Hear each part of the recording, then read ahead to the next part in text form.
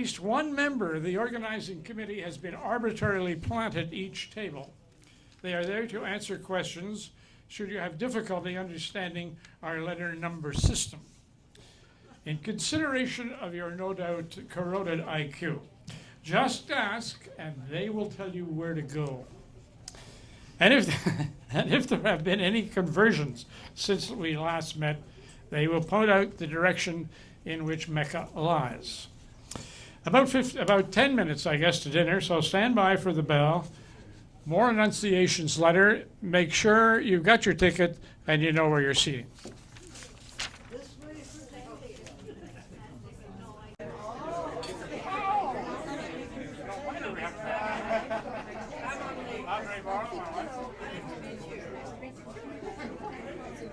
I can't answer any questions. No, I don't. No, it's something B. Okay, shall I put this there? B4. B4.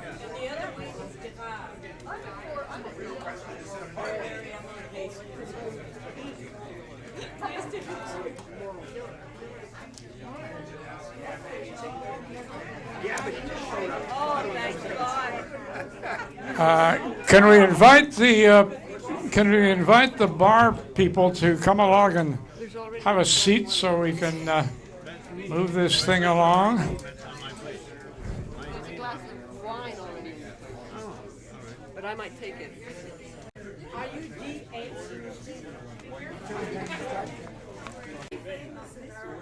D8?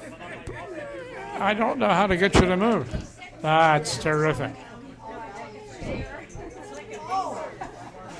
Golly, are you in there?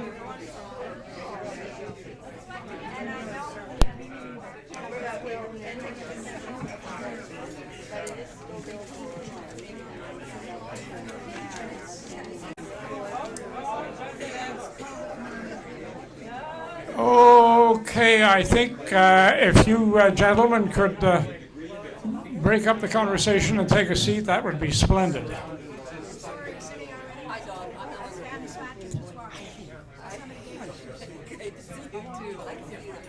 Said he's not here because of you. Yes. Well, here we are. I think most of us are here. Herbert Horsey, could you sit down, please? Thank you very much. As soon as Herbert sits down, the rest of us can eat, sort of, almost. Are you in there? Okay, in you go. Now, there's been some comment that I look a little silly with this protection equipment on my head.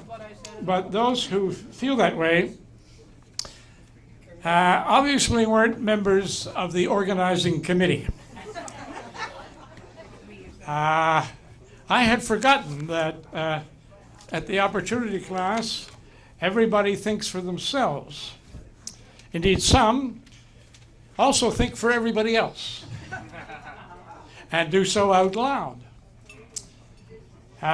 So I really was not a good committee member, but I'm here under instruction, so let me begin, dearly beloved. As a safety measure, would you kindly turn off all your iPhones, iPads, eyeglasses, laptops, Kindles, Blueberries. In fact, all your electronic devices, with the exception of hearing aids, pacemakers, and emergency defibrillators. Are we getting seated?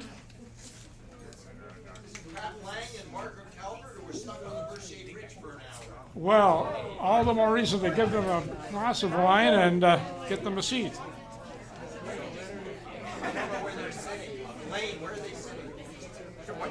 Anywhere. It no longer matters.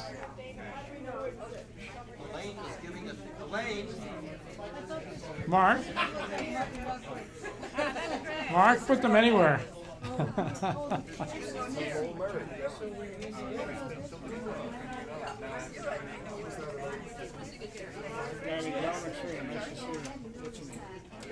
McSween. Yeah, good to see you. Good to see you. Here's your spot.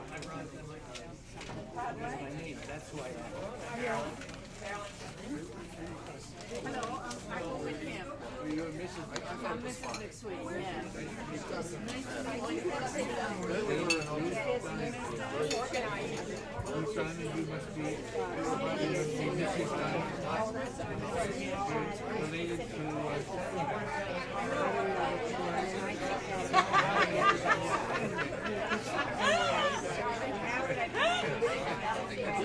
All right, here we go. Now, I wish to start off this evening by paying off a 50-year-old debt.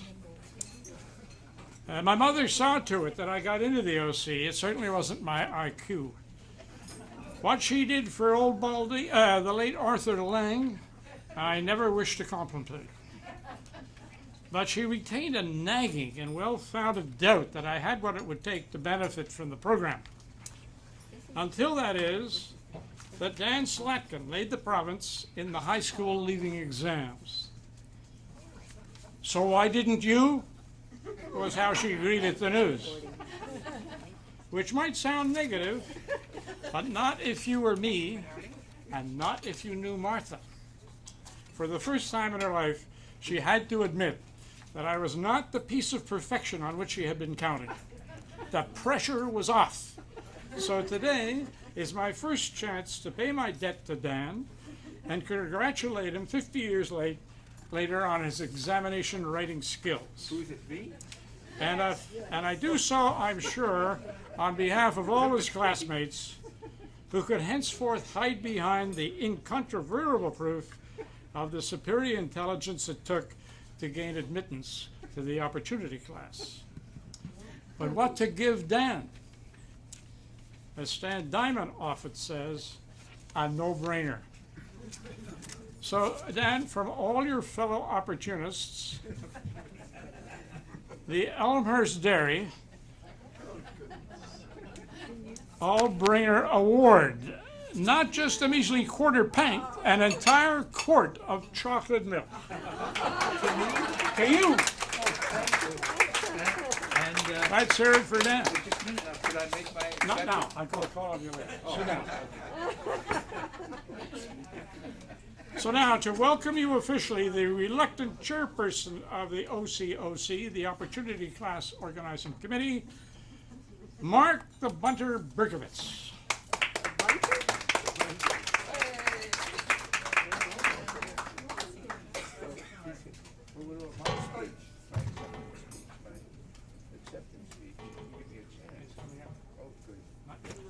Hello? I too have copious notes. About 3-4 months ago, I saw a letter to the editor from Don McSween. And yeah, but you didn't do what I did. I called him up and I said, is this Don McSween whose birthday was January 16th, 1935? He figured it was the KGB. So, It was. so I told him who it was, and he said, oh my God, he said, let's get together for breakfast. And 3 days later, we got together for a 3-hour breakfast on Bernard Avenue, and that's all the time he gave me. No, okay, no, I'll continue. Anyway, we then chatted, and we just said loosely, gee, it'd be nice to have a reunion of the Opportunity Class. And we didn't realize what was involved, but it's truly a serendipity. About 15 years ago, a few of us had loosely talked about it. I am personally sick that we didn't do it and be together with Miss Andrews McCurdy, but we didn't get off our butts and do it. But to tell you the truth, the technology didn't exist to be able to contact everybody that we were able to do now. And I don't want to thank anybody, because the thanks is to the people that came and the response, but Stan Diamond has been unbelievable with his little computer. And I know that his wife, Ruth, always helps him, but to get everybody here. But I wrote a letter to my kids, and I just can't tell you the feeling that I could see in every email, every correspondence. Virtually everybody that we tracked down in North America came. And it was unbelievable. You could just feel that people wanted to go back to their childhood. We don't look that young anymore. And it's funny because a lot of the girls grew, you know, they were 10 years old then. I looked at them, hey, gee, you were. Anyway, it has just been so moving to me, and I'm so happy and so appreciative that everybody came, and some people came from British Columbia, from Vancouver Island, from Kentucky, from California. We have a couple of people who came to celebrate their birthdays with us and get presents. And I have learned already that the Opportunity Class existed from second grade on, and Margaret Calvert was in it for 6 years, which I didn't know. But frankly, I have certain memories, visions that I have of the Opportunity Class, but I really don't remember day-to-day things, and I really hope that during the course of this weekend that people will refresh my memory and each other's memories with stories and with what happened there. And I just see the turnout that we're also happy to be together and to trade stories. And we hope everybody has a wonderful weekend. And by the way, be sure tomorrow morning at 10:30 at 5150 McDonald, it's going to carry on ad infinitum. Anyhow, welcome to everybody. Okay. I'm not going to do anything.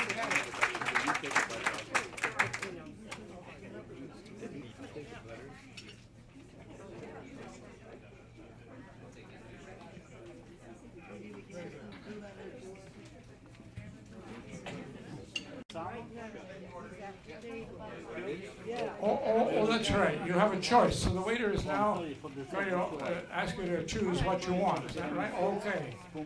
We're off. Meanwhile, just to get you again in the right situation, I'd like to read a selection of McCurdy letters. Dear Donald, thanks again for your invitation to attend the reunion of the Opportunity Class. Such a reunion was always something that Lois hoped for. I regret that I will not be able to attend, although I have pretty well recovered from the operation last December and my recent 3-week stay in the hospital. Each such event shuts one down. I was pleased to learn that one of the boys still had a junk box that he had made in the Sloyd room in Willingdon School. I believe that's Mark. It's on display. I also have one on my dresser. Have a wonderful reunion after all these some 65 years. I would be pleased to receive a note from you about the event. Sincerely, Earl, Lois, Andrews, McCurdy. And from the daughter, I'll just read it. She's written a very long, a lovely letter, and it'll be in the folio that Stan sends out. She says this: to the graduates of the Willingdon School Opportunity Class. My mom often talked about her days teaching the Opportunity Class, how much fun it was, the freedom she had to be creative, the ability to manage the curriculum so that there would be time to do interesting and innovative projects. Earl, the patriarch, is now 92. He and the rest of the McCurdy family are grateful to have been invited to your reunion and regret we are able to be with you only in spirit. All of us are deeply touched by your wish to honor our Lois and your Miss Andrews. Joan McCurdy Myers, Director, Career Center, University of Toronto, Mississauga.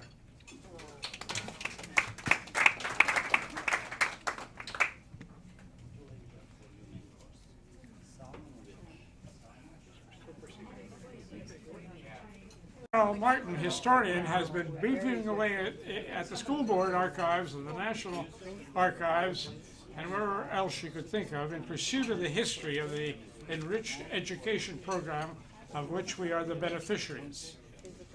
To give us a précis of the paper she is writing and will eventually distribute to her classmates, from Ottawa, Jean Carroll.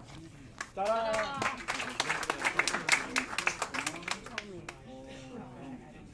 want you to see what I have in my hand, and then you can stop worrying. It's a bunch of paper that I cut up this afternoon after I finished writing 9 pages, 3,500 words last night. I did stop and I said, okay. But I've had a lot of fun doing the research that led up to me not giving you the 3,500 words right now. We all know that we are here because of that wonderful class 70-odd years ago. The Montreal Protestant School Commissioners introduced what they called experimental classes. That's what we were. The Opportunity Class was an experimental class at the elementary school level for intellectually gifted children. They opened 2 classes in Willingdon School. They enrolled some 40 students. Before the 10 years was up, they were over. So I wanted to find out, okay, if we're having this reunion, what got us going and what stopped it? Why did it start? Why did it finish? It had a beginning and an end. So what I mainly did was I looked at what the school board had written. I had 2 sources, the National Library in Ottawa that had all the annual reports, and I went to the English Montreal School Board, which now holds the files from both the Catholic and former Catholic and Protestant English boards, looking for minutes of all the commissioners' meetings that would record decisions made. So I Carol, covered. can you get a little closer to the mic? I could. How close? Is this close enough? Maybe you just like to talk, but I would like to tell you, I had a good look. I went through, is that better? Take it straight on. How straight? Yeah. Straight. I went Yeah, that's good. I went through 30 years of annual reports, 20 years of commissioners' records, minutes, and I didn't come up with much, but I do want to tell you a little bit about it. I did discover the bare bones of what the decisions were, and I learned a lot about Protestant education in Montreal in the Depression years, the 1930s, the changes when we were in the class in the 40s, and the trends of the 50s. Well, cut to the chase. In the 30s, the big lead up, the big emphasis of the Montreal board was disadvantaged kids. What happens to kids that are having trouble in school? We're offering schools and some kids can't keep up. Our board wasn't a big originator of things. They actually sent teachers to Toronto to learn how to teach children that they thought they could educate in school, in special classes. They started with 2 classes, and the minute they opened them, they realized they needed dozens of them. They had a dozen of them the next year, and it went on from there. It was a time of the Great Depression. They kept going. Well, they went on for a while. They kept building, as a matter of fact. They built Willingdon School in 1929. They built 5 more within the next few years. Great. In 1933, they had a deficit. For the first time in many years, they said, wow. What did they do? Did they stop building schools? Did they stop offering whatever?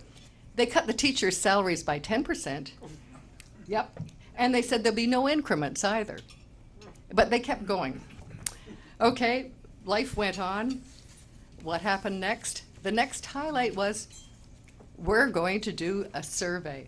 They hired, in 1937, they brought in a Scotsman. His name was Hepburn from Ayr, Scotland, to study the whole Protestant educational system in the province. Originally, they thought, we'll just get them in to study Montreal, so I suspect the Montreal board was going to carry the whole shot, but it was extended to the province, so that meant they got provincial money from everywhere. Great. He did a study, a wonderful study. He looked at every aspect, rural schools that had outdoor toilets, one room, the whole bit, and some of us anecdotally know about it, and some of us know in other ways, perhaps through parents and so on. It came out with 188 recommendations. Not one of them mentioned do something for gifted children. Okay, 1940. 1939, World War II began. 1940, the Montreal Protestant Board announced plans to introduce 2 opportunity classes for gifted students. It was interesting. They said, this is an educational experiment. Dr. Campbell, who was the head of the board, the chairman of the board, explained that they'd worked out a plan to cover the costs. They had eliminated staff that were going to be hired to build a high school that they weren't going to build. So this would save money. They weren't going to build Monkland High School, which they thought they would have to build. So they'd eliminated those jobs. They could therefore hire 2 teachers.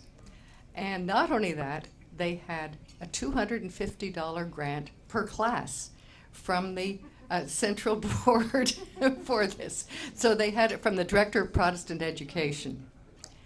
It was fascinating to read this little statement because it contained a whole lot of key words. The person involved was the person who decided that these classes would exist was Dr.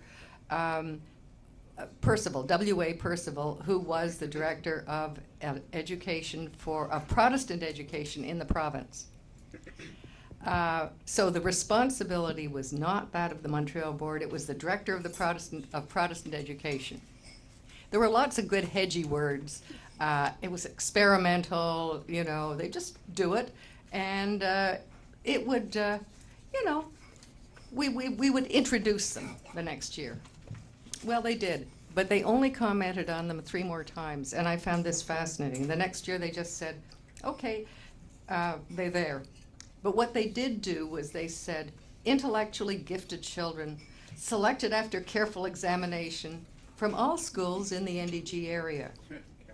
And these brilliant children were to be given the opportunity of an education in keeping with their mental ability. Now, that was their annual report of 1941. It's there for all to see, and you can order a copy by interlibrary loan through your local library. So they went on that we would have special equipment and materials and a greatly enriched curriculum, teachers of superior natural ability and educational attainment. And they did say at the end of that year, all observers, including school officials and the parents of the children themselves, agreed that they are so far fulfilling their objective. It should be noted, however, that these are experimental in classes, and that due to the short space of time since their inception, definite conclusions cannot be stated. All right, I was fascinated. I thought, I'm really onto something. We're going to see wonderful reports year by year. Okay, I don't know what was really going on, but there are really only 2 more statements about what was happening to us. Now, each of us here, I know, has our own sense of what was going on. But I think, if you think about it, there was funding, they did get going, and that was great. We're coming out of the Depression, it's wartime. It's amazing. The schools are so busy. They are coming up with all kinds of other things. So I can see why the reports didn't want to report on these kids every single year. So I combed my way through them, and I found 2 more statements about it. So I'd seen it in 1940, 1941, and then I come up to it in 1947, where there's another little statement. And I'm thinking, okay, at last I find something. Wow, 1947, what does it tell us about ourselves? It just said, okay, well, we're there. But in the back of each report, each year, it had annual statistics, so I could find us. So there were between 36 and 41 students in 2 classes. There were always 2 classes, the way they described it. And they went right on till the year of 1948-49. The next year, there weren't any classes. We're also not mentioned in the report that year or the year after. We had just disappeared from the face of the earth. And I had to ask myself what happened, because I had by then read both the minutes and the annual reports. Well, I kept at it, but it meant I had to order more annual reports. I hadn't expected to have to keep reading so long. What was really interesting was to come up to the 1950s. In the early 50s, I did find something that told me what I think happened. Let me just get to where I got all of this information.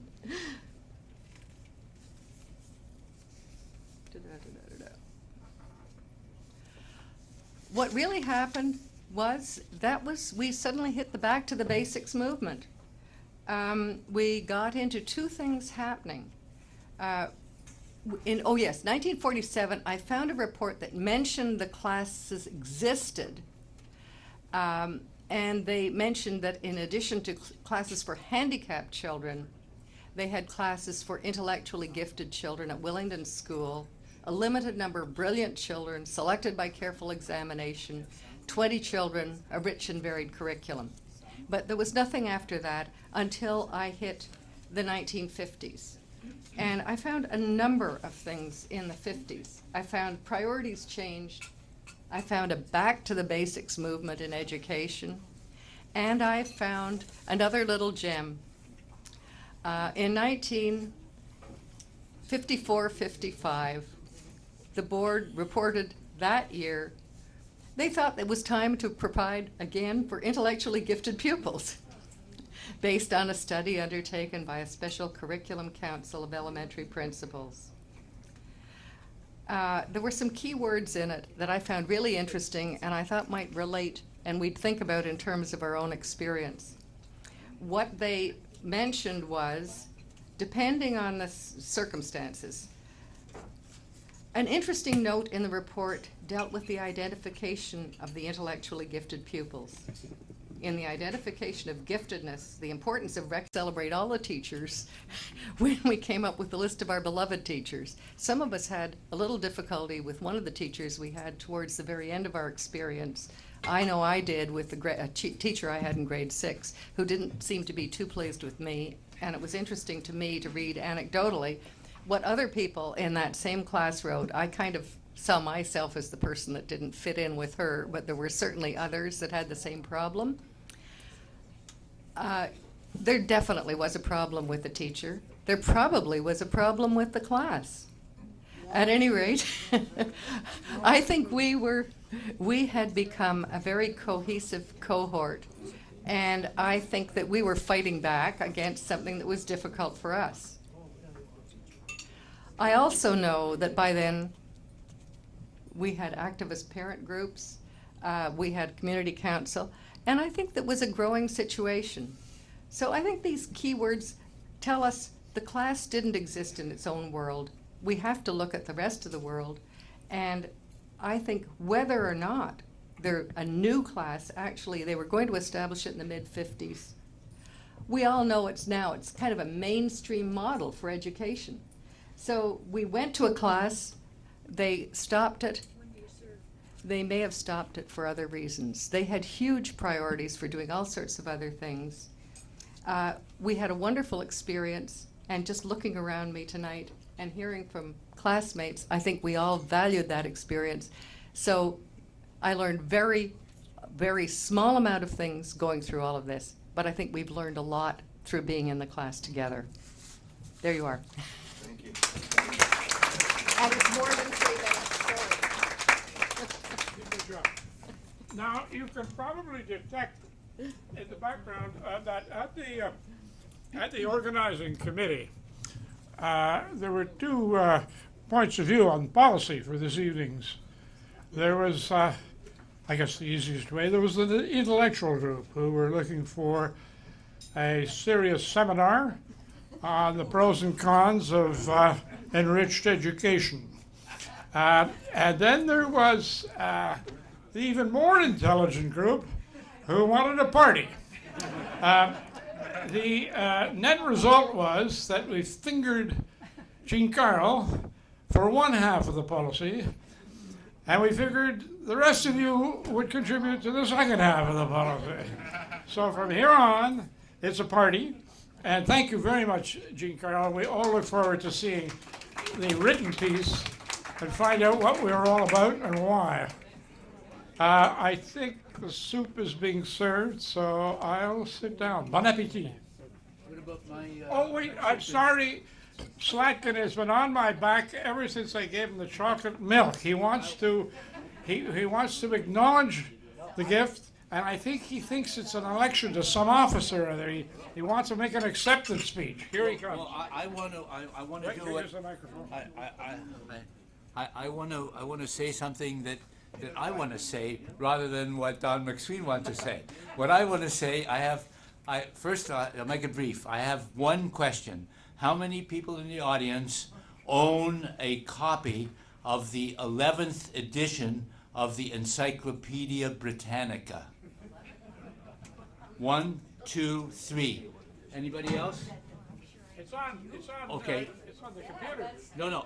Who own a paper copy of the? Who needs it? Is there a fourth person there? What year would that have been? It was the Cambridge edition is 1910. The New York edition is 1911. It was published by the Encyclopedia Britannica Company, which was by then owned by a consortium of Americans in New York City. Okay, so there are 3 people who own that. Thank you.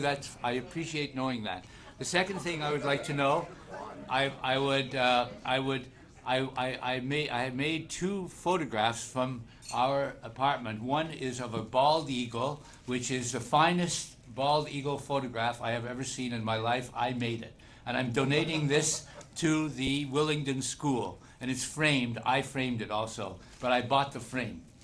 It's an American-made frame. It's not made in China, as a matter of fact. The other frame is identical. It's a light wooden frame, and it's a picture of 2 fox pups taken at our carport right across the road from our apartment. And that's framed. I'd like to give it to the principal of Willingdon School, but I don't know if he or she is here. But this is and I wrapped it up in bubble wrap, and it's framed. And okay, this is what I would like to have. Okay, so I'll give it to you after my speech. I don't want to waste time. The other thing is, I made this. I took this picture in Florida a couple of years ago in late February, and I would like to give it to the principal, and I would like the principal to give it to any 4th or 5th grade student who can identify what kind of bird this is. That's it. Thank you. I know what it is, but I'm not giving any. No clues should be given to the children. Dan is available for questions after supper, as is Jean Carl Kring, and I think soup is being served. It hasn't hit our table yet, but it's making its way around the room. Have you got soup yet? Good. All right, great. Okay. The school to be with us, and we have one. I want to introduce Penny Fennick. Fennick? I think I got that right. Fenwick. Okay, there's a W in there. And she is a volunteer tutor in mathematics. And Jesus, they missed something in my day, I'll tell you that. Anyways, stand up, please, Penny, and wave at the crowd. Lovely to have you with us. We're very grateful for taking the time to come along.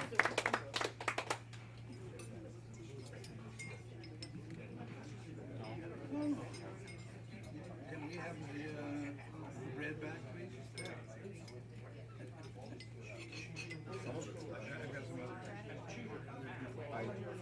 Properly.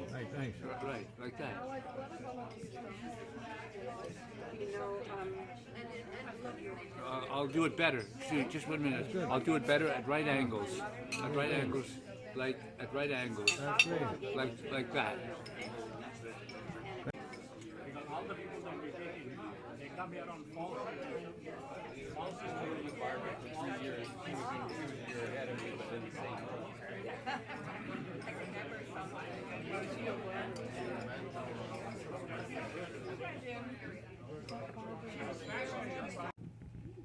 Members of the Opportunity Class at some point, not all of them for a full 4 years.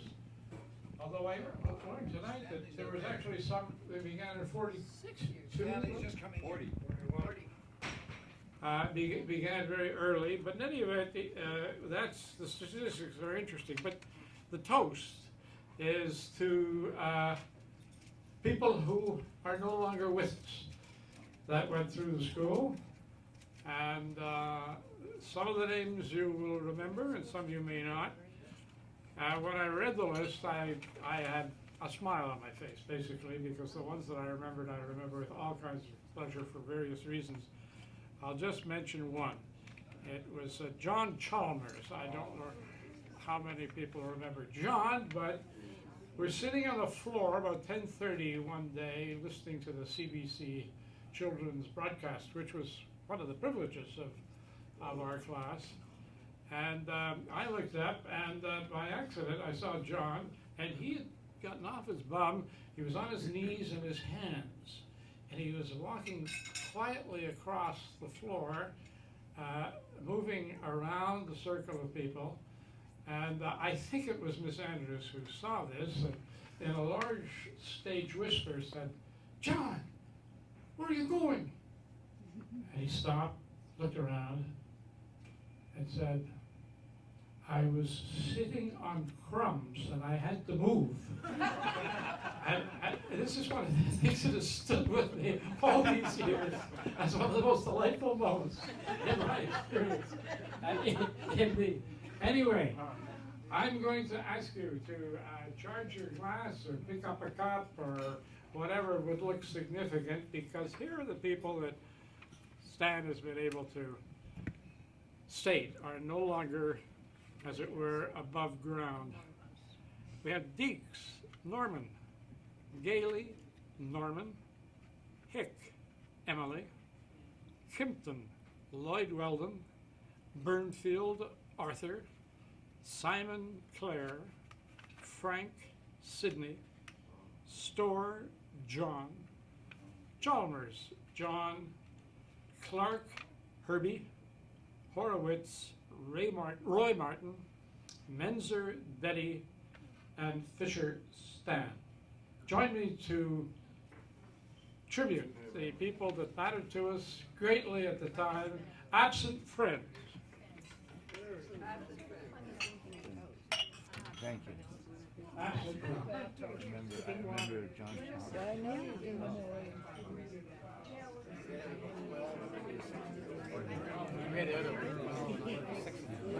I'll just stop you once more just to say there were 13 of those. Stan, there are 28 people here that are from alum. He was able to find located but not coming. 17 is the figure that I have. And finally, not located, 17, for a total of 74. And if anybody, I'm sure Stan is just anxious to have any help at all, any clues to any of the not located would be welcome.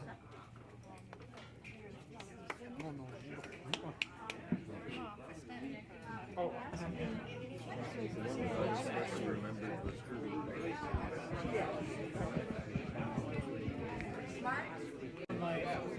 Yeah. Actually, if he had the, I have the 1996 McGill Alumni Directory, and my current address is in that. If he'd had that, he probably could have found it. Yeah. But the Alumni Association had screwed up my email address, and they tried to reach me and they couldn't. But they wouldn't give him information because, you know, privacy No, I know, laws exactly. and so on. Well, But they did let slip that I lived in Nepean. Oh, yeah. So that's how he tracked me down. Oh, yes, Oh, absolutely. I tell you, when I spoke to her on the phone, the niece of Miss Riley, this is, her name is Elaine, and I found her in Nova Scotia. And again, it was just serendipitous, you know, one thing fitting with another and all the rest of it. And I said, you know, like, thank God I found you. Do you have any photographs, et cetera, et cetera? And she just started telling us, it's the royal we, telling me stories about how they all got together.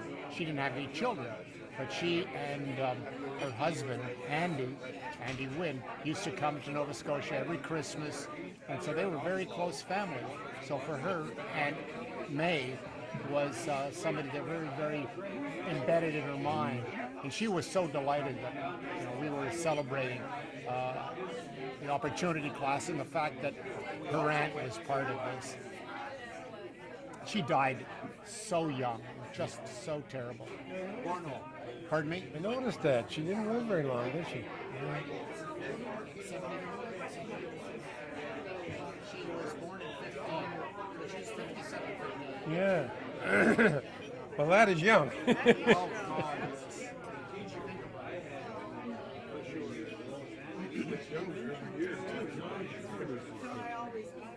They had asked, or they had asked, they said they hadn't any idea, and I gave an idea what related to. John Chalmers went to Arboretum section of the RMC website. I don't recall. I mean, Jerry, you'll what have I to remember, excuse me, yeah, but what I got too many remembered names of him, and facts for- what I remembered of him is he was from England, Yeah. and his father came here to work for Rolls-Royce as an engineer. So I guess maybe he went back to England. He stayed here. And what I found in a number of cases, families left Montreal, and they went to different places all the way around Canada. But very few went overseas. Your brother and Marianne MacDonald.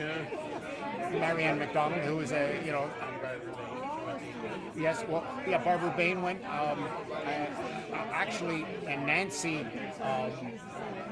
Marsh, I found her passenger arrival record when she was going to England to study music. And so on the passenger arrival record showed that she was coming back, student, studying music in England. As I say, there's a treasure of information on the internet. It's just a matter of piecing it all together. But the other thing that is also difficult is when there are no friends that you can network with. So, in fact, finding Bobby Jones, the trick to that was I found his marriage announcement in the newspaper, in the Gazette in 1950. And the reason I found his newspaper story in the Gazette was not because I put in Bobby Jones, but I found it where he was living. I put in his father's name and mentioned his father. That was what the internet found, and it had his marriage record. And it showed that his best man was John Killingbeck, who I used to play baseball with. So I knew John Killingbeck had died last year. That was it? He says, yeah, that was it. He said, never anyone else? He says, well, there was one other, come to think of it. He said, you know, and she was terrific. You know, she talked like my mother, she looked like my mother. He said, so what happened? He said, I brought her home, my father didn't like her.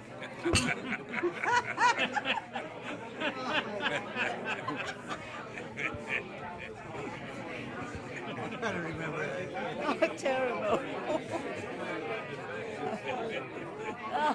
Ladies and gentlemen, just while we're waiting for what should be the next course, the friends have asked me to share with you a couple of stories that they were amused by. During my tenure at the National Arts Center in Ottawa for a decade.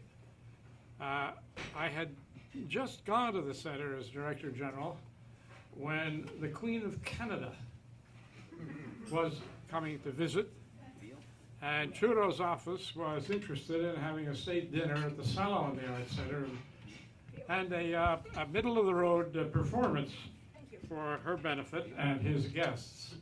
So we did it, and it was a wonderful meal, the average Canadian meal. We had buffalo steak and fiddleheads, I remember.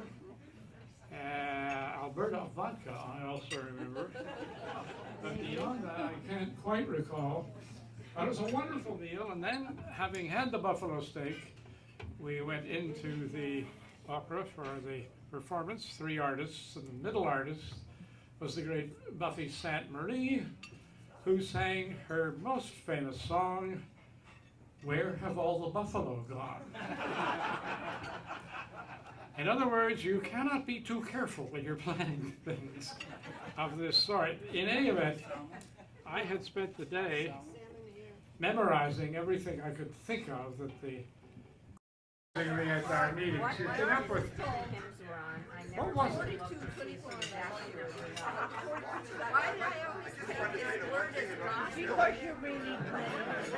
We're settling for 48, Marty. Say it for the camera. Say it for the camera. What, page 48? Yeah. Page 48 was Onward Christian Soldiers. Page 22 was O God, Our Help in Ages Past. And page 16 was From Ocean Unto Ocean. And now I can sing the words. Who disagrees with that? Beg pardon? Somebody disagrees with that? If they disagreed with me, they're wrong. Don't worry about it. You can ignore it. What's this bit with the hymn books? Did we used to have these? No. You don't? No. You were probably kicked out of the room. Probably, yeah. No, I don't remember that. I remember them, but I don't know if we did it in the opportunity class. You don't think so?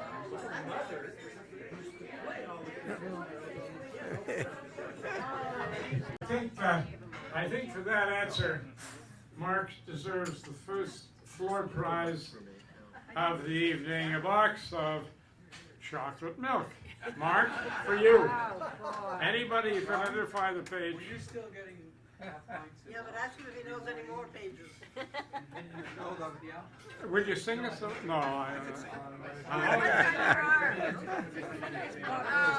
You've got butter on your I can remember going down.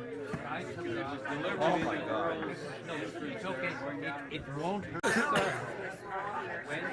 So many of these absurdities that you run into quite accidentally, but all those Jews singing Onward Christian Soldiers, that was part of my upbringing. Here in time, we're nil. No, but you see, when the probability is 0, the reality could be 100%. That shows you never know. And vice versa. You remember those hymns? Yeah. Well, you want the words? Yeah. From onward Christian soldiers marching as to war, with the cross of growing on before.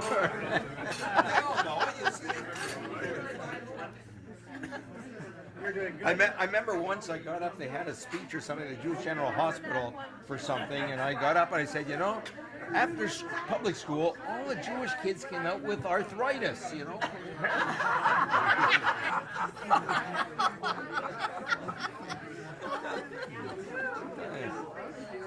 I remember all those pages. But did we read them in the opportunity class? The hymns and the prayers every day. So it was in the other public school. Must have. No, because I don't recall doing anything religious in the opportunity. Recall doing anything. You and Mark used to go to shul.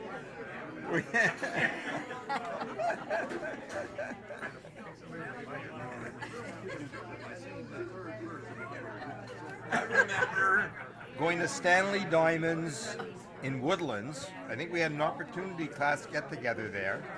And I was playing third base, and you hit the ball, and we didn't have gloves, and it was a brand new ball, and you hit it right at me. I remember it was hard as hell. I caught it, and I just remember, wow, that was some hit you made, and I got it.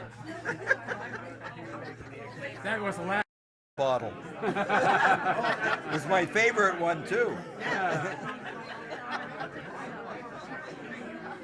Honey, where's the butter? When we found that card, we were falling on the floor laughing. I kept it. Oh, yeah.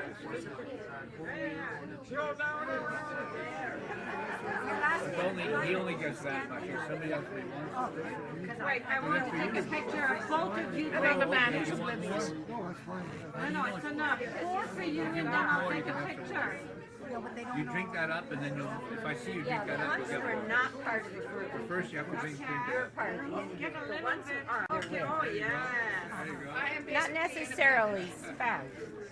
Not necessarily spouse. There are there's several children, a daughter, a son. I'm just trying to think if there are sisters or brothers. Don, do you know And how then to there are work three. memory stick? There are three. Yes, I Don't put do. it back to me. Yeah. Don't take it out before you know that. Oh, you know, because you did them. There's the two marshes. Don't eject. The two marshes, this guy and his sister. And Bain, the two Bains. Absolutely. No. No, thank you. I No, didn't no, have heard that. I know how it tastes. And this can be taken away at any time with the way our Medicare is going. Yes, I have another Is this a interesting verbal story. video? anxieties all bubbled back to the surface the moment we got together. It was really rough stuff. And I've been a thorn in Stan Diamond's side. Stan does most of his work sitting down, so the side was my only choice. And I have a reconciliation gift to offer, and I do so on behalf of all of us, really, for without his skill and industry, none of us would be here. He and Mark would be dining at their favorite restaurant alone. Stan is in the business, non-profit in the monetary sense, of tracking down Jews from Poland. His dazzling technique on the computer keyboard is legendary, and not only in Gdansk. He's a cross between Paderewski and Miss Marple. So what to give him? He is certain not to have. I thought of global warming. I thought of melting ice. And I know, come to think of it, I know of no Jews in the diaspora that have settled north of the Arctic Circle. And if anybody does, contradict me now or forever hold your peace. They haven't gone up. But it won't be long, considering the real estate opportunities about to open up with the Arctic ice melting. The Inukshuk, that pile of stones that tell the Inuit how to find the nearest federal 7-Eleven. Stan, with my apologies, hoping to rewarm our friendship and with the appreciation of all your OC classmates present and elsewhere, please accept this anthology of Inukshuks. When the melting occurs and the Jews start buying real estate north of the Arctic Circle, you're in business. Now, just to say, it'll be on the table tonight and it'll be in March tomorrow, and you're all going to choose, and it doesn't matter where, not the frontispiece, anywhere in the book. Just sign a message to Stan and a signature of your own. Give us a hug.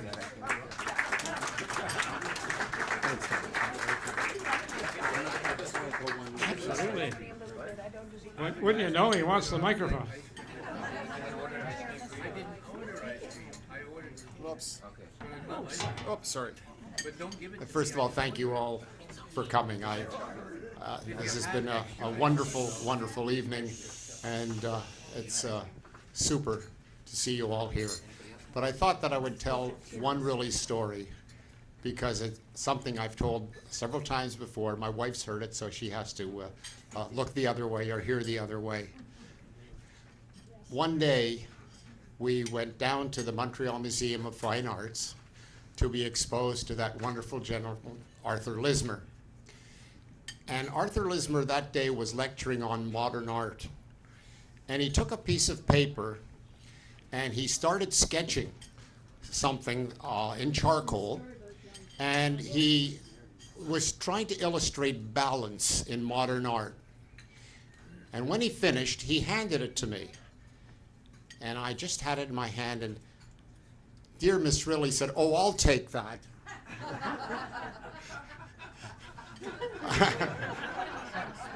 The only thing I don't remember is if he signed it first. Enjoy, everybody.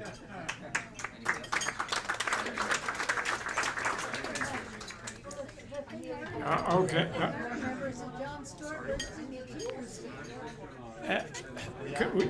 When we get to the open mic, you're going to remind them, okay? We seem to be in that part of the program involving competitive Lismer stories. I was in the museum one day, and Lismer was guiding a group of ladies around and showing them what was on the walls. And they had come. I was just hanging on the coattails of this group, and he was in front of a painting, quite a large one, that as far as I could see was entirely black. I mean, you looked at it, and that was it. And he's trying to explain to the women, and he says, "Now, just close your eyes a little and squint and see if you can't." And his eyes suddenly squinting, his eyes suddenly popped open. "My God, they've hung it upside down." And he called the staff over. They turned it up the other way. And if you really squinted and worked at it, what you would be able to make out is the fact that it was painted inside a dark room at night with the blind drawn. So you could just barely see a little different color along the bottom of the blind and up the other side. But I always remember Lismer as, "My God, they've hung it upside down."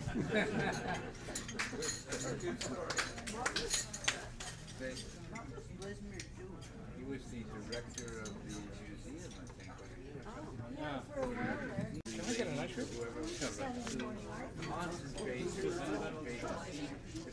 You want to do it now or in the open mic?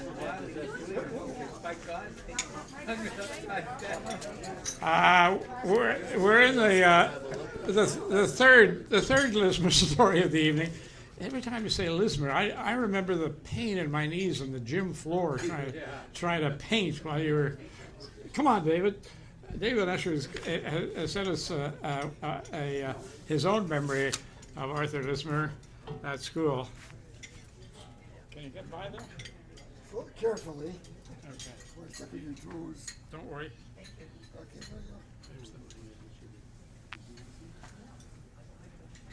Well, it's been, 65, 66 years, whatever.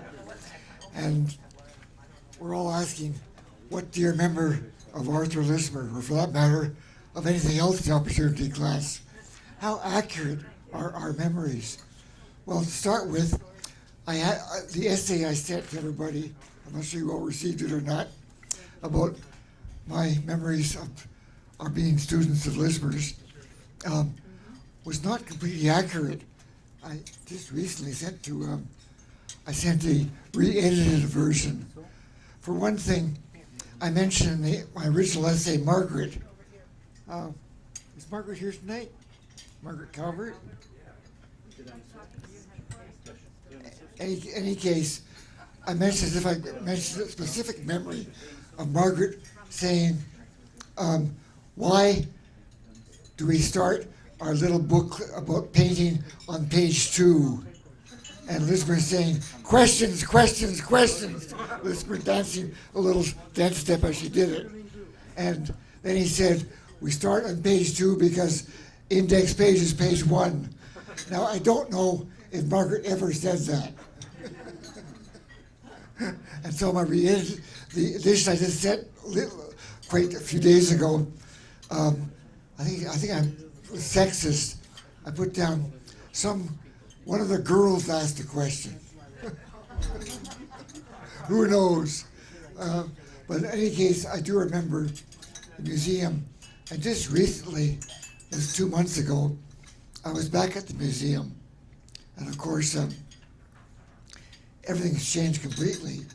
The old museum is cordoned off, and to go in there, you have to have special dispensation, be a friend of Stephen Harper's or Trudeau or somebody in order just to get into the bloody place. And the new place, of course, is quite fantastic. I'm sure anyone will agree to that. And I mentioned to the people going, taking my money, whatever, that I was tutored by Arthur Lismer. And they looked at me like, what? And the next thing I found out was they wouldn't take my money to go in there, which is kind of incredible. That surprised me, being, after all, this is Montreal. We have to make a business. But getting back to Lismer, how many here of the students were in the groups going to the Montreal Museum? Was it all of us? Put your hands up. I think it was. Oh, we had art classes on Saturday morning. Saturday morning, well, that still counts. Thank you. They wouldn't let me draw a class. I couldn't draw circles and squares.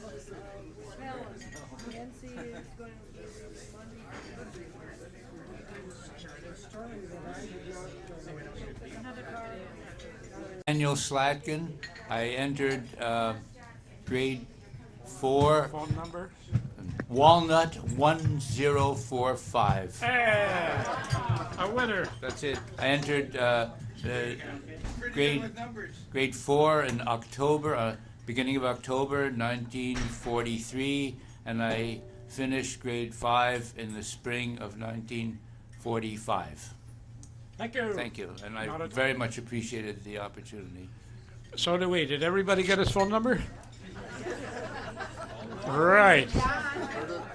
Here. Come and use the microphone.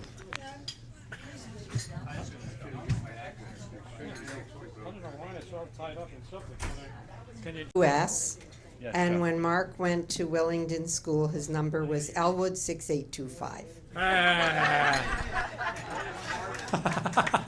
Is that right, Mark? Yeah, Marvin's was Elwood 6447. He's stolen your line. Bothering me again. Hey, we've got a Bain. Bain the Elder, yeah. Bain the Elder, yeah. I can't do it. I think it's Martin's film, so he needs to have it here. Go ahead, here. Look. Towards you. And then, this is, yeah, I see what you mean, yeah. You just have to manage. Yeah. Okay, I'm Barbara Bain. Quiet, everybody. I'm Barbara Bain, Elwood 0737 4898 Mayfair. Very soon 4846 Madison, and so on. I entered in grade 3, probably would probably be 1940. I ended up in grade 7 and 45. And what I was going to talk about was sort of an addendum to this John Storr portrait thing. To my recollection, John Storr burst into tears, and Lismer was very contrite. The second thing is, how many people remember when Miss Riley came to the class at the end of the first year I was in, that would be 1941, I guess it would be by then, to visit the class because she was going to be the teacher for next year. How many people remember the incident that occurred? I'll tell you. What was happening was we were having a sort of a speech day, and each person was to give a little speech. And then the speech was to be there was a question period, and then the speech was to be critiqued. And I can't remember who it was, but I think it was probably Alan Held who gave a speech. And then there was question period. I don't remember what speech it was about. The question period, and then there was the critique, or the question period, and then the critique. And one criticism was that Alan couldn't answer all the questions. And Miss Riley leapt to her feet and said, "I object." And everybody was scared skinny of this creature we were going to get for the next few years. And it turned out what she was objecting to was that it wasn't a fair question, because it was something aside from what his speech was about. But we certainly learned that we could get along with her the following year.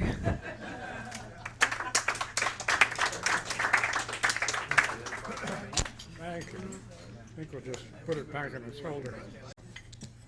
And she came to his house, and he visited with her a number of times. So obviously they hit it off. I'll just say that I remember the first day in the opportunity class when we had all come from different schools, and I guess we were probably, scared to death of what was going to happen. And we started with Miss Andrews. And then at 10 o'clock in the morning, this creature walked in, but she didn't walk, she strode in. I still picture it in a suit and glasses, and she took one look at us and she said, "What a motley looking crew." And that's true, I never forgot that all my life. Anyhow, then she went out of the room and we sort of turned the desks around. And this is still my first day, and all of a sudden the movable desk is being pushed up to the front of the room. So my first day, I'm in trouble. It lasted for 4 years. I turn around and there's this blonde angel grinning at me, or was it leering at me? McSween. He was blonde? Yeah, of course he was blonde. You didn't know that? No. Yeah, absolutely. You were going to talk about Gene Jackson. No.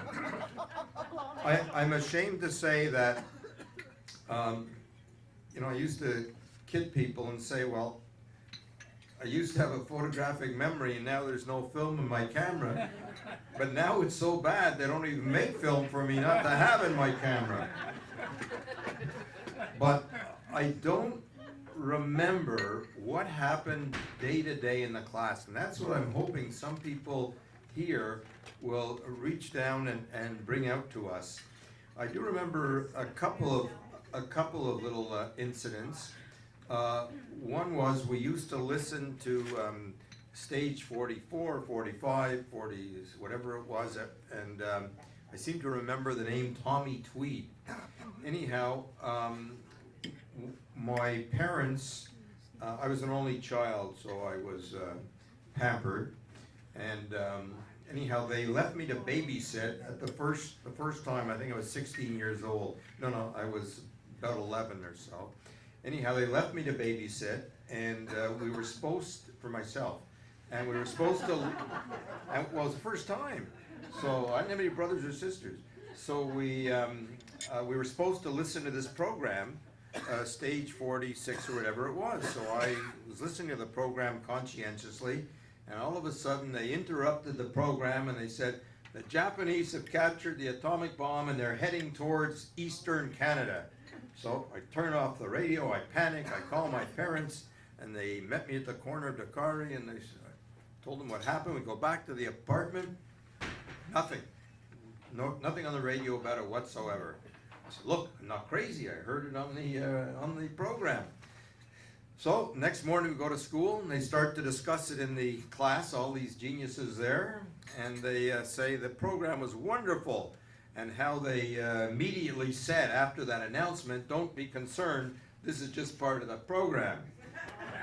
But of course, being a type A, I had turned it off instantaneously, and yeah, well, it was a copy of that, but I didn't wait. And one other thing I remember is that we were sitting in class in a circle, and somehow I was chatting, and I guess I shouldn't have been chatting. And, oh, I remember another one with you. And, anyhow, yeah, I was painting Ron Finley's face somehow. And with a paintbrush or something, and this was after that Miss, I didn't want to mention her name tonight, Miss Cattermole. So she painted my whole face in front of the class. Anyhow, back to the circle, this is the last thing. Back to the circle, I was talking, and so the teacher, Miss Riley, or Miss Andrews, Miss Riley, I guess, said, okay, Mark, what are the chemical properties of something or other? I didn't have a clue, I wasn't even listening. So somebody next to me, and I wish I knew who it was, said, oxidol. So, oxidol. The whole class starts to laugh. That was it. So, that's why they threw me out of the opportunity class.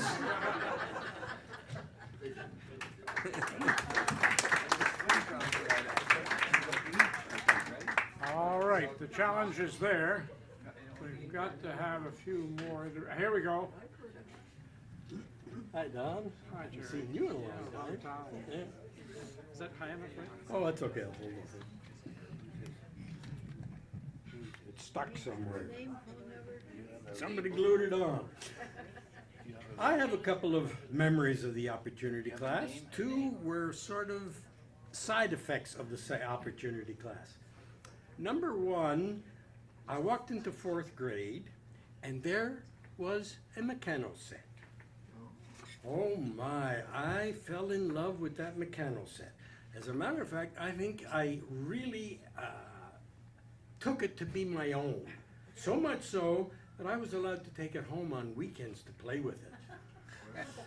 As a result of this mechano set, I became very handy with my hands. I will take apart anything you want, find out why it isn't working, and get it working for you. My wife is French. Her family is French. I am known in her family as a pétanteur. What is a pétant? In English, it's a thingamajig. So therefore, I make anything to do anything I want it to do. The second memory is there was a gym teacher, Mr. McFarland. I lived far enough away that I couldn't eat lunch in school. So therefore, I couldn't eat lunch at home. I had to bring my lunch to school. Whenever Mr. McFarland showed up, I think it was once, maybe twice a week, he would open the doors to the gymnasium at lunchtime. I was always first one in line in that line. Why? There was a bin full of balls, rubber balls, blown up rubber balls. There was one basketball. I made sure I got that basketball. As a result, I became a basketball player. I played at Montreal High. I played junior at McGill. Another memory is, I think you may have heard, my parents invited Miss Riley and Miss Andrews to come visit us in Magog in our summer cottage. Okay, we went to the train, and here I am, 8 years old. My God, I'm going to spend the weekend with my teacher? Here come two wonderful young ladies, about 20 years old, in their 20s. We had the most wonderful weekend with them. They were fun-loving. They were friendly. I was amazed. This is my teacher. And the last one is a sad memory. They both left approximately when I moved from 5th year to 6th year. The teachers we had after that were unbelievable. One of them, I remember, would walk in Monday morning, hand out whatever assignments were required, and sit down at her desk and read a book for the rest of the week. No help, no real aid in the class, just left us on our own. This was so bad that the Montreal Protestant School Board sent an inspector to see how we were doing in French. She spoke to every pupil in the class in French. We got along fine. As she was walking out, she turned to the teacher and she said, "This class isn't doing bad for a bunch of slow learners." That was what I remember.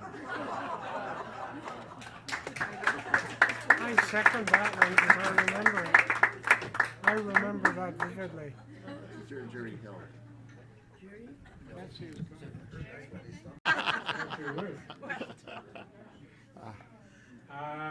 The mic is open. Are we going to get a second vein or? So good.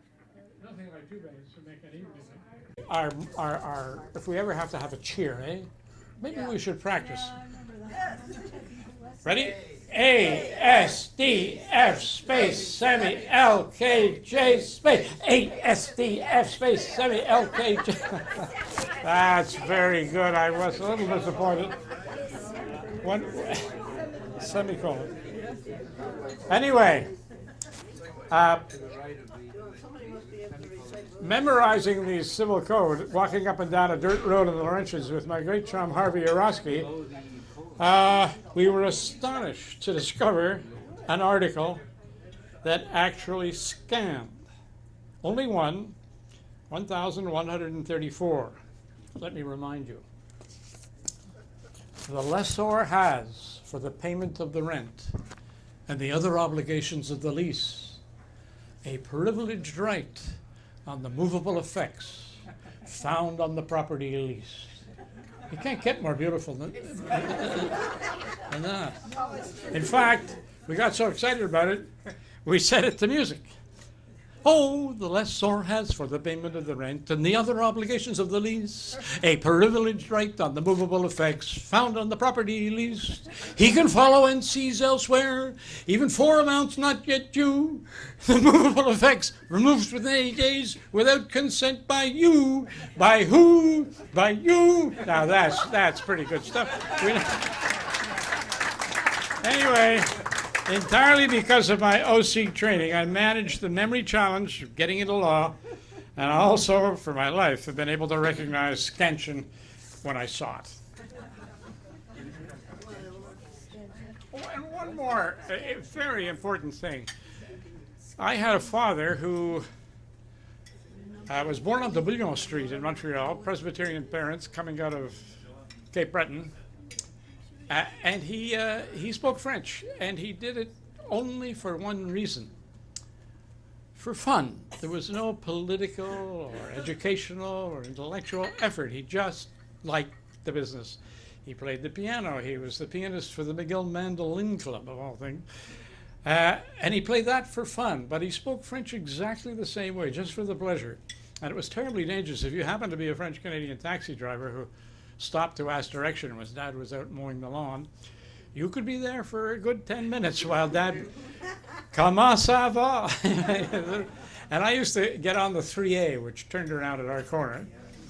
And if we were going down at a time where there had been a hockey game the night before, Dad would stand at the back. Remember, you stand around the conductor? Yeah. And he would start a conversation. And for an 8-year-old, it was always awkward. I felt embarrassed as he, "Vous avez vu le jeu hier soir?" The conductor would look at him and say, "Oh."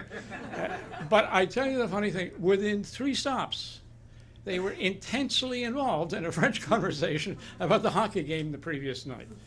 But that stood me in such good stead. I just, through my dad, I learned you spoke French because it's fun to do it, for no other reason. And the companion piece is the fact that at the time I went into the opportunity class, as Mark has already mentioned, my first 2 friends were Mark and Marvin. And they were friends before, in my mind, they were Jews. And that's meant a lifetime of huge sensitivity to bigotry. When I first had learned that these close friends were being referred to, I've forgotten where and I've forgotten how old I was, but I just couldn't believe it. So their contribution to my life is enormous, and I thank Mark and I thank Marvin. They really made a personal difference that didn't come out of class learning. It came out of the fortuitous development of two friends. I distinguished myself in both their eyes later when I paid my first visit to Jerusalem, or to Israel, because the ambassador in Ottawa, a terrific guy, this is back to the Art Center, said, come on over, we can't take you, but if you come, we'll show you around for 10 days and you look at some of the cultural stuff. Flew in, the flight was late. God, I remember picking up the whatever newspaper it was, and I opened it up, and the first article was, Israel is running out of water. Now, for a Canadian, I just, this is not easy stuff. They're running out of water. And I've forgotten the other two articles, but I was hardly in the air going out of Dorval, and I was already in a sweat. This is going to be fun. Anyway, I was late arriving in Tel Aviv, took the bus into Jerusalem. We're staying at the La Rome Hotel, and I went to the desk and said, I'm late. I know I've got meetings this morning. The name is McSween. May I have the mail that's sure to be here for me? And he apologized and looked around. He apologized. I'm sorry, sir, we don't have anything for you.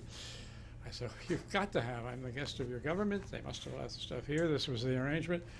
I looked again. No. I said, look, I'm going up to my room. I got to change because I'm tired. I'm coming down in about 5 minutes. Then please look again. Came back down. I said, I've got to speak to the manager. Came out, explained my problem. He went away, and he came back with a large set of documents. And he apologized profusely. And he said, I'm terribly sorry, sir. We have nothing for McSween. But we have this stuff for Mr. M-A-X, last name W-E-I-N, Mr. Max Wien. And I said, well, under normal circumstances, I might be upset, but you have made me feel so at home. I have no complaints. Now, come on, somebody else has got to come up here. Anyone? Who? The real Miss. One man. We got Chalmers here waiting. Are you referring to me? Well, there's a slight pause here, folks. We didn't rehearse, as we should have. Talk to your neighbor. See if there's anything new. Sharon, and get by. Can you read that? Blocked out because in OC I was known as Herbert, but for 50 years I've been known as Herb. Herb Horsey, Dexter 8337 6930 Sherbrooke Street West. And I want to refer to two things that you will see when you read my bio. And one is a thank you, and the other is I want to find out who you are. And the thank you is that I started in the Opportunity Class on February the 14th, 1946. What's it going to be like going to this new school? And, what would have happened had I gone to Rosedale that day and we had Valentines? I got to Willingdon School. There was a Valentine for me from every single member of the class. Thank you. Great welcome.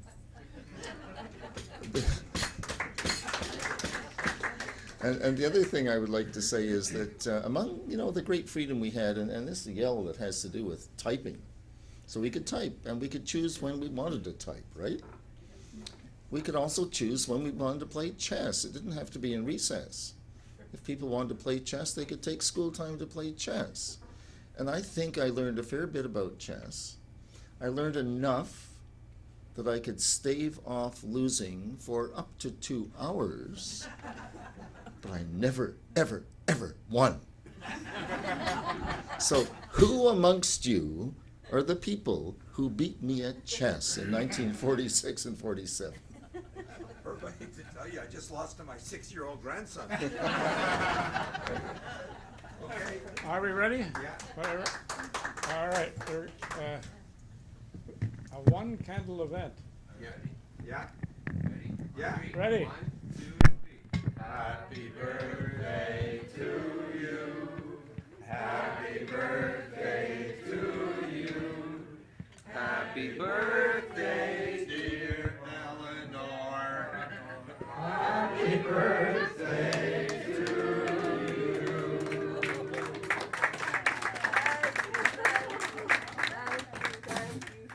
Happy 65.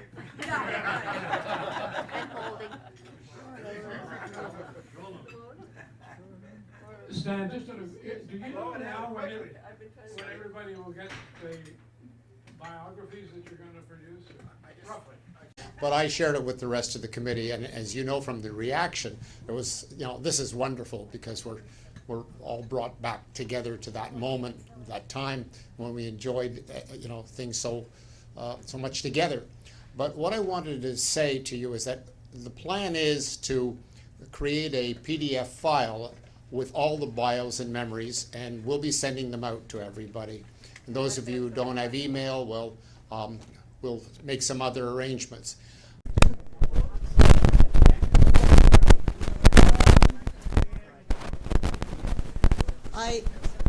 Somebody asked me, well, why did you go to California, which I did in 1975.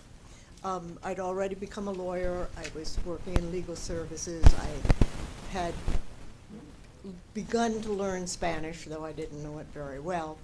And I have to say that during the civil rights movement, I was married, and I would say to my husband, if I weren't married to you, I'd be in Alabama today. But I wasn't, and I didn't know enough. However, when the California Labor Relations Act was enacted, which allowed workers to unionize, I said, well, I'm not married to him, and all right, do something. So I went to California. It was a wonderful introduction to California because we went all over the state in places, that you don't usually go, like Oxnard, California, or Calexico, or Salinas, all these little farm towns all over the state. And I worked on legal matters there. And actually, I was assigned to be the lawyer at the union headquarters, which was a sort of mountain retreat. It had been a TB sanitarium. And I was assigned to be Caesar's lawyer on domestic, not on the big labor relations issues, but on certain things. And I find it very difficult. Difficult to talk about him because on the one hand, he was a wonderful, charismatic person. He was honest. He was hardworking. He was dedicated to his cause. And amongst Latinos in California and the Southwest, all over the country, he was an enormous inspiration. At the time that I actually worked for him, he was trying to run a business, namely the union business. And it was a very difficult period to move from being a leader where he was the focus of everything into being an administrator. And in fact, I don't see how any leader can change into that administrative position because it just takes different characteristics, different kind of person. As a charismatic leader, he was wonderful. As a administrator, he was terrible.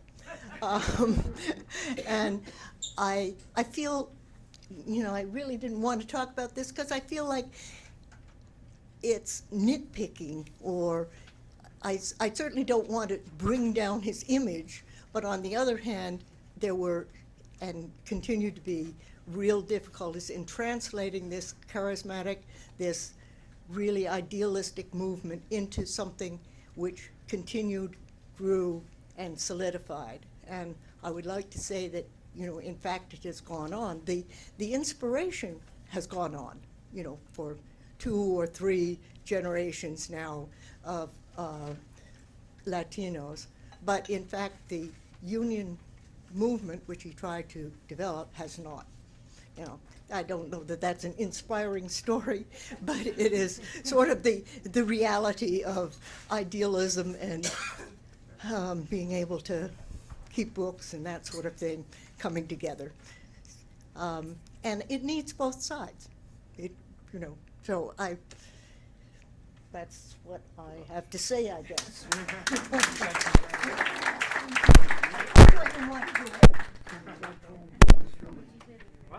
Things, and so I want to recite some poetry, but I only know the first 2 lines.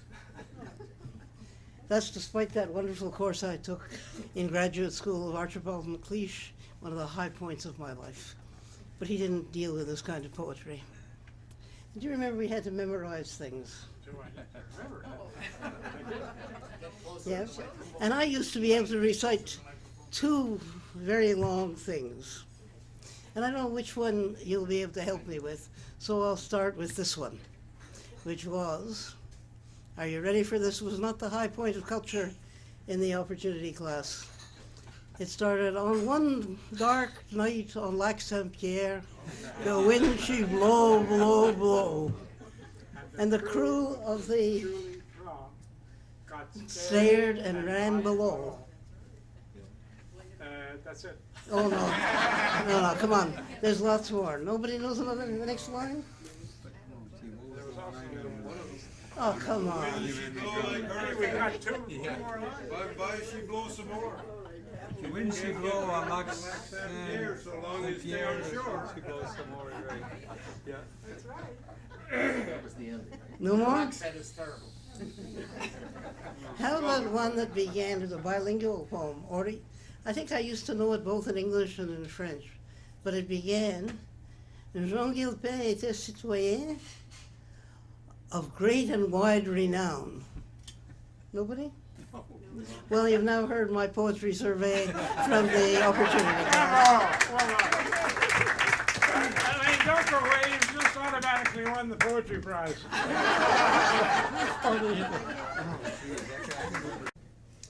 In what way has the burden of having to suffer fools gladly been too much for you? With the high education that quality, has it been a stressful experience? I guess nobody's going to take that one. How big a part in your life has irony played? Eleanor. Very embarrassing moment. It's in my memories. Should I repeat it here? Yeah, please, please. Oh, yeah, okay. It's not irony that played a part in my life, but the word irony. Because I was in grade 5, and I guess Miss Briggs was away that day, and usually we got along without a substitute teacher, but that day Miss really came in to do something with us.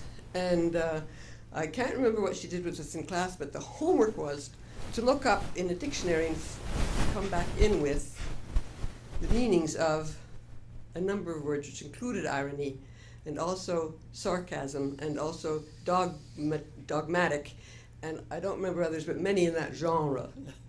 And I looked them up in the dictionary very dutifully and found that each one referred to all the other ones to explain themselves, and none of it made any sense to me whatsoever. If I looked up dogmatic, I found sarcastic, and I looked up ironic, and I found dogmatic, and so on.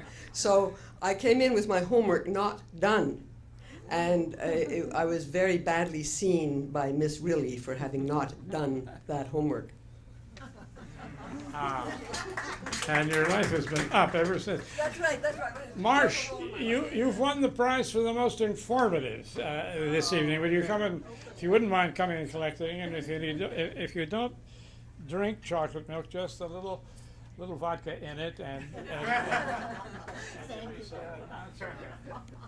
and I think the last, I've got 3 of them, so I guess I'll give them away. I think I'm going to give this to David Usher, who was the most courageous tonight to get up there all the way from BC. David? Now, as a matter of fact, I've got some more there. If anybody, if there's any real aficionados for chocolate milk, see me afterwards. We don't have to be out of here until 11, but there'll be plenty of time to chat again. But In order to close, we didn't all experience every one of the four. So this toast will be to those most of us knew. It's a teacher's toast. What they did for us and to us can only be repaid by what we have done with our lives. And when you read the bios that Stan will be distributing, it is not entirely an unremarkable story. So to the two Loises, Anderson and Andrews, and the singular May Riley, thanks for taking care to point us in the right direction. To our primary teachers, a round of applause will do.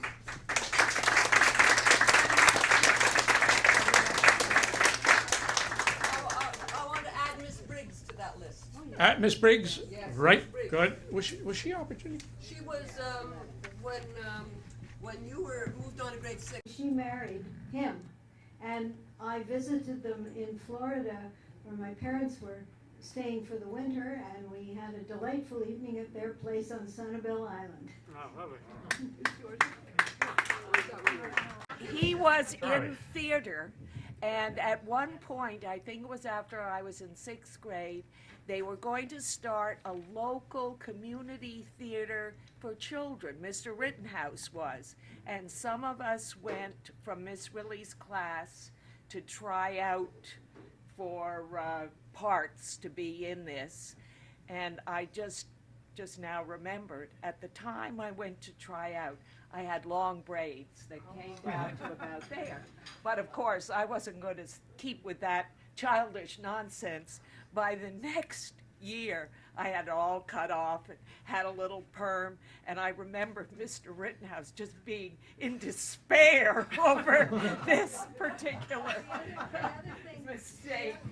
I don't think there ever was any actual theater group. But Well, I remember the other thing about Helen cutting her hair off. Do you remember Mrs. Vibert? The singing teacher? Well, Mrs. Vibert got all weepy when she saw Helen. Any other haircut stories? I didn't get my David's cut off. back, hold it. You've already. We all had to read poems. This was about a wild, very dangerous animal. Tigger, tigger, birding bright in the forest of the night. What immortal hand or eye could frame my fearful symmetry? That's right. Miss Riley looked at me mournfully, and she said, "David, I think you should read that poem again. It's tiger."